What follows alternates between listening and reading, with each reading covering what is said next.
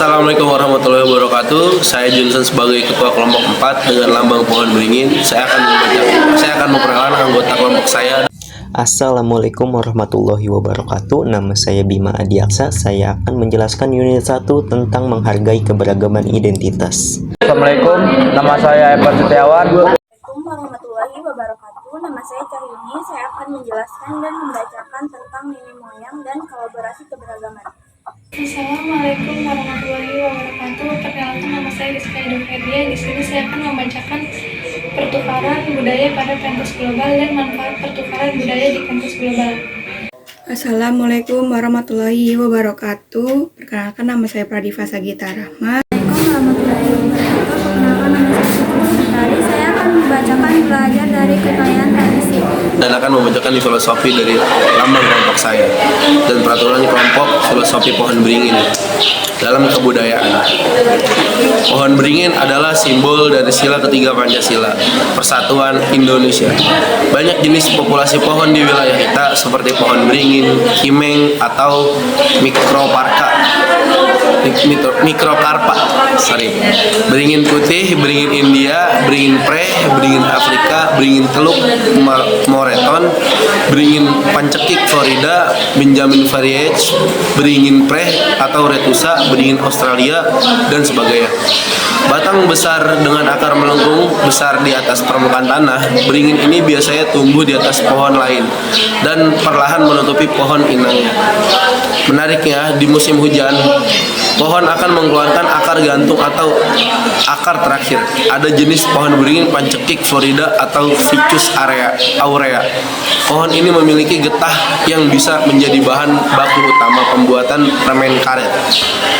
Keluarga Ficus termasuk salah satu kelompok tumbuhan yang memiliki keanekaragaman jenis yang tinggi dan umumnya banyak terdapat pada tipe ekosistem dataran rendah. Peraturan dalam kelompok. 1. Kami ingin kepada audiens tetap tenang dan memperhatikan dengan baik. Yang kedua, kami akan membuka sesi tanya jawab setelah materi sudah kami sampaikan. Jadi, kami ingin tidak ada yang memotong ketika kami sedang menjelaskan materi.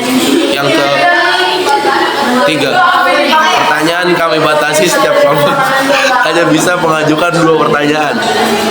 Yang keempat, pertanyaan sesuai dengan materi yang kami sampaikan tidak boleh di luar materi itu dan tidak boleh googling untuk mencari pertanyaan. Sekian, terima kasih.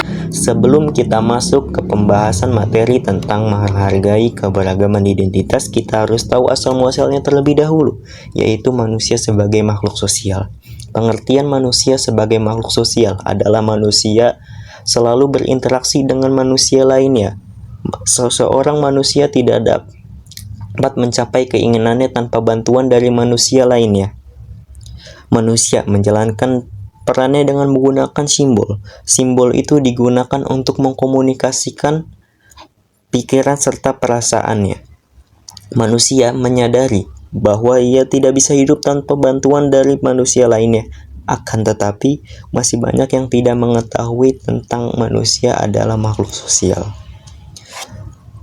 Kita akan masuk ke pembahasan tentang menghargai keberagaman identitas. Yang pertama, saling menghormati orang yang berbeda suku dan agama. Contoh, sikap toleransi dalam kehidupan. Dalam hidup bermasyarakat dan juga lingkungan sekolah, kita sering menjumpai adanya banyak perbedaan. Misalnya, teman beda suku, beda agama, dan bergaul dengan semua teman tanpa membedakan agamanya. Semua teman itu harus diperlakukan sama. Karena itu, kita harus bekerja sama satu sama lainnya meski punya latar belakang yang berbeda-beda. Yang kedua, membina kerukunan dengan tetangga, saling menghormati dan menghargai. Contohnya, sikap menghargai orang lain merupakan nilai manusia yang tertinggi di dunia. Tak ternilai harganya.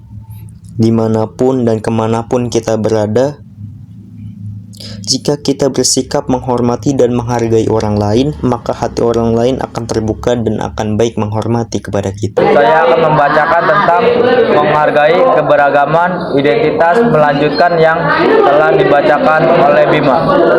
3. Mengutamakan kepentingan umum daripada kepentingan golongan. Contohnya, selalu membantu keluarga dalam mengerjakan suatu, jangan mengutamakan bermain sendiri. 2. Mengutamakan mengerjakan hal yang bergotong royong atau menyempatkan diri untuk bergotong royong. 3. Selalu menyempatkan hal berkumpul bersama keluarga atau melakukan bermusyawarah untuk mencapai suatu mufakat. 4. Enggak melihara sikap patanisme terhadap suku sendiri.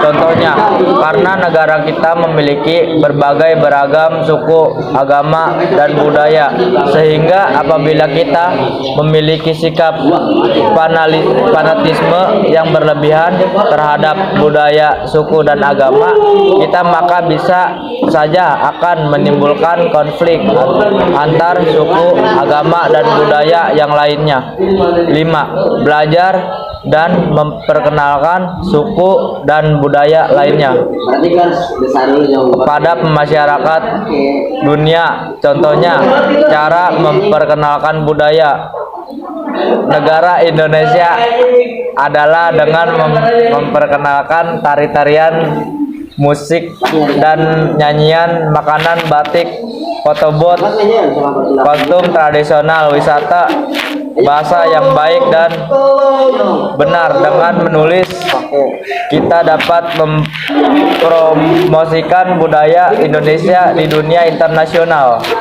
Nenek moyang. Kesimpulan menghargai keberagaman identitas. Pertama, pada setiap perjalanan, seorang akan bersua dengan perbedaan.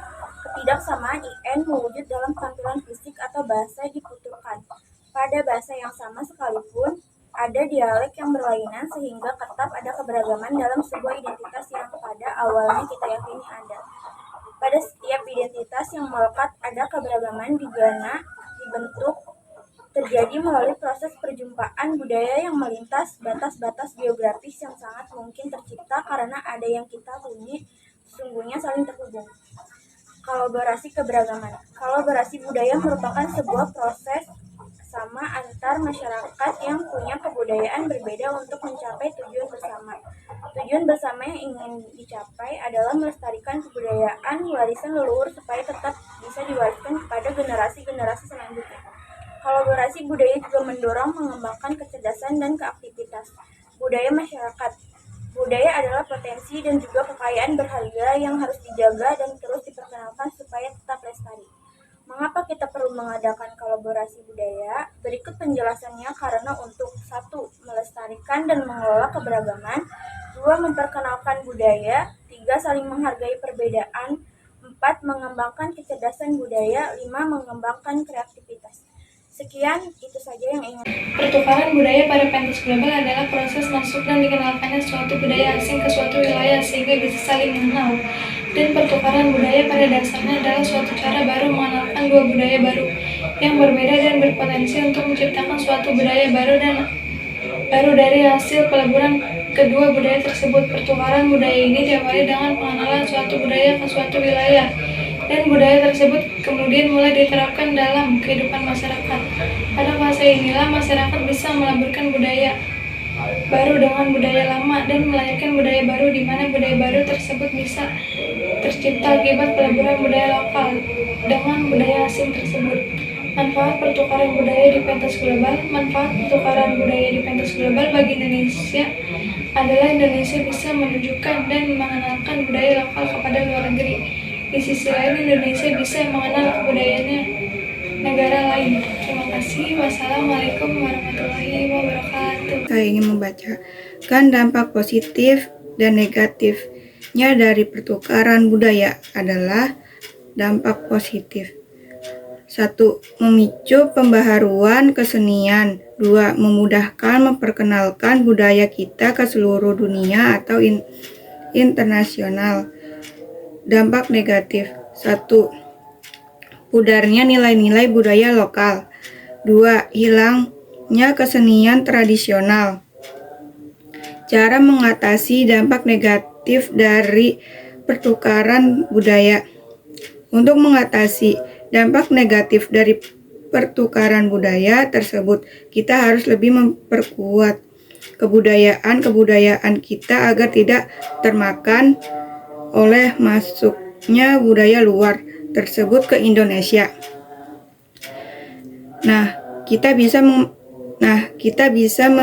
mengembangkan kebudayaan kita lewat media sosial atau internet agar kita bisa mengikuti zaman tanpa melupakan tradisionalan yang ada. Terima kasih sekian dari saya. Wassalamualaikum warahmatullahi wabarakatuh. Belajar dari kekayaan tradisi sendiri merujuk pada tradisi kita yang sangat banyak atau kaya, dan kita harus mempelajari tradisi tersebut agar tidak termakan oleh tradisi baru yang masuk ke bangsa kita, dan melestarikan tradisi yang ada di Indonesia. Karena itu sangat berharga. Tradisi yang kaya tersebut pada perkembangannya bisa hidup saling berdampingan, tidak saling menafikan satu dengan yang lainnya. Di negara Indonesia, semua kebudayaan memiliki posisi yang sama. Tidak ada satu budaya yang lebih unggul atau lebih superior dibandingkan dengan budaya lainnya. Di sini saya akan memberi pertanyaan tentang agama, suku, dan etnis. Tentang agama. 1. Apa kitab dari agama Katolik? 2. Tempat ibadah agama Katolik. 3. Bagaimana cara agama Katolik ibadah? Tentang suku dan etnis. 1. Apa jajanan khas Sunda? 2. Tarian khas Sunda. Sekian dari saya. Wassalamualaikum warahmatullahi wabarakatuh. Katanya pertukaran kita ini. Iya kan, benar, sekolah kita kan minggu lebaran, nanti kan yang muslim mau lebaran. Oh gitu ya, nanti pas libur kita ada di makanannya di rumahku. Kemudian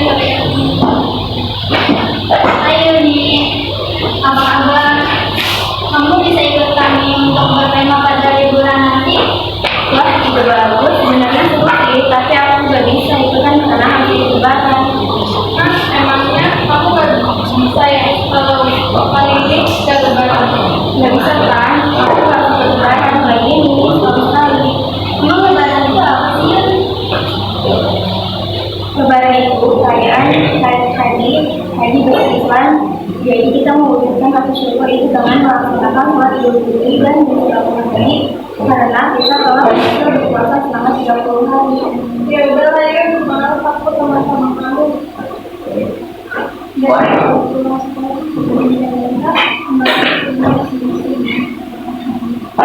kalau Mas Gita dong, Dia nggak sebentar. Kamu kenapa kok? iya nih mah, masa sih ini gak mau main sama aku gara-gara lebaran, emang gak bisa ya kalau gara-gara lebaran. Oh gitu. Ya wajar aja kan. Oh ya, kamu pikir dulu. Bisa kamu lagi terus kamu disuruh mainan dan nggak boleh ikut nyata.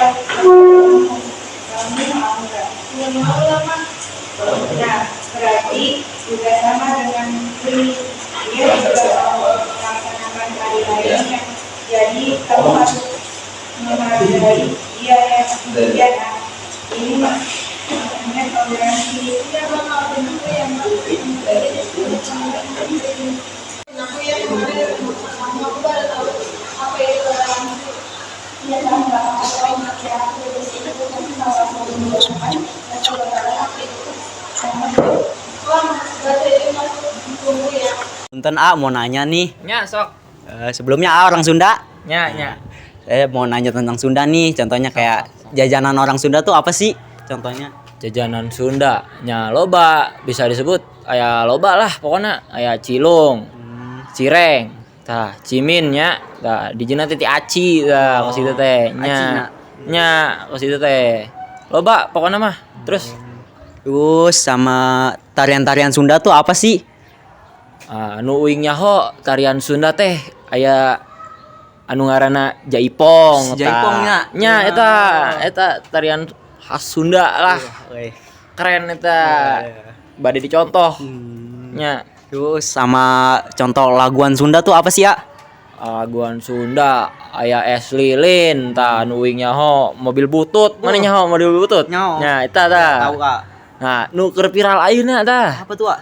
Runtah. Wah, Nah, gimana tuh, Kak? Gimana tuh, Kak? Anu kumaha lah gitu pokona. Wah. Ya gitu. Nah, terus nanti lah. Ya udah, makasih ya. Geus gitu dong. Ngas. Ya, sami-sami. Sekian dari kelompok kami. Assalamualaikum warahmatullahi wabarakatuh.